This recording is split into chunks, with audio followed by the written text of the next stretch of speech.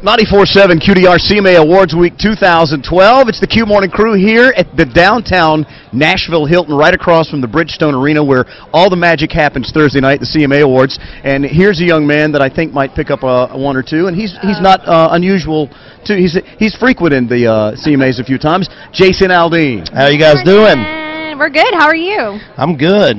I'm awake and everything. It's, you know. I would be too if I just sold out Boston Red Sox. If I just sold out Fenway, I'd be awake too. In 7 minutes? Yeah. Is that accurate? Yeah, I get, that's what they told me, so I guess so. It's okay to brag about that. No, it's great. I mean, we we started talking about doing stadiums.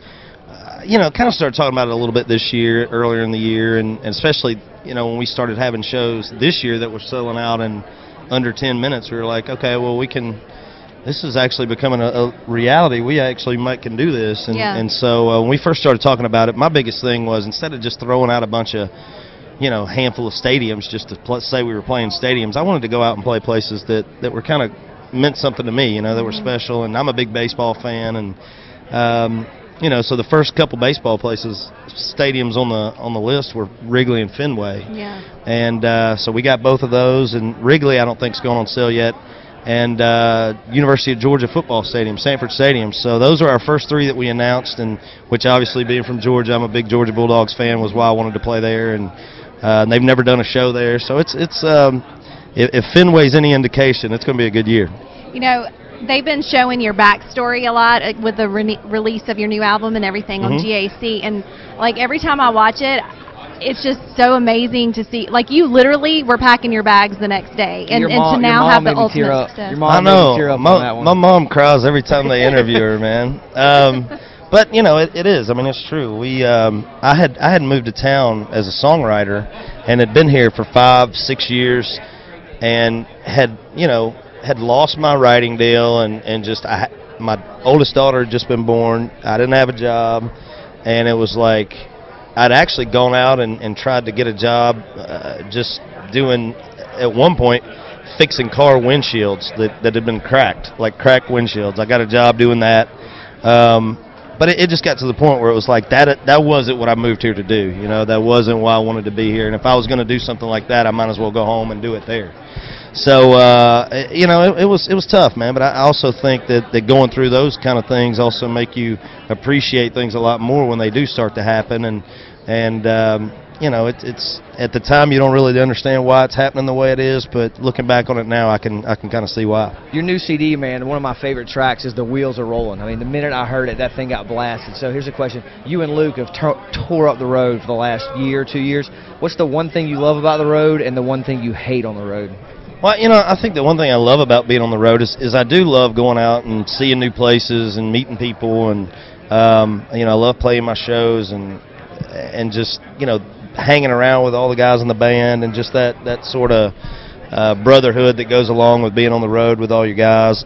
But it's also a double-edged sword, and the thing that kind of sucks a lot of time about being on the road is that you're going away from family sometimes for a month at a time, and you really don't get a chance to see them as much as you'd like to. You miss, in my case, my daughters are playing softball and things like that, so I miss a lot of that stuff while I'm on the road. And so, but you kind of got to take the good with the bad too, and it's, the good definitely outweighs the bad for sure.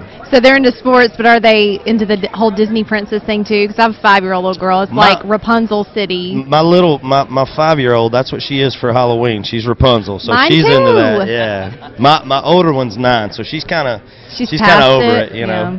We have the long Rapunzel headpiece with the braids. Oh, we got it. Yeah, we got it. We must have went shopping at the same place. Yep. What are they dressing up as for Halloween? One of them's my oldest one. One of them's going as a Monster High girl, whatever that is. Jason Michael Carroll's daughter was schooling us on that. Oh, yeah. Okay. Good. Maybe he can school me on it, because I don't know what it is. And then my little one's going as Rapunzel. So yeah. I got a Rapunzel and a Hulk. Nice. Yeah. Nice. What is this? The QDR Jack-o'-lantern of truth. The Jack-o'-lantern of fun. All right, what I got here? Do I read this? Yeah. All right. What was your first job? I think we. My first job was I think I worked at a grocery store. I worked at a place called Food Max and bag groceries, that kind of thing. And Hey, look, Marty, you've got something in common I with did that. Me and my Yeah. boys, when somebody would come through and talk to us all ugly or rude to us, we look at the other guys and slap their steaks and slap their roasts and squish them in the bottom of the bag. Well, let me tell you this story.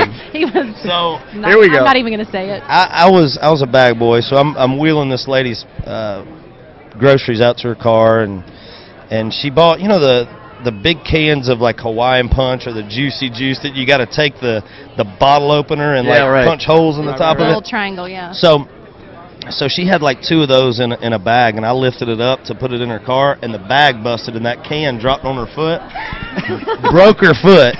She came in a couple of days later, and I'm pretty sure she sued this store because they closed down not long after that. Yeah. Food Max, you're welcome. Jason Aldean, everybody. Thank you for stopping by. Appreciate it, guys. Thank y'all for having me. As we're live from Nashville CMA Awards Week 2012 here on QDR.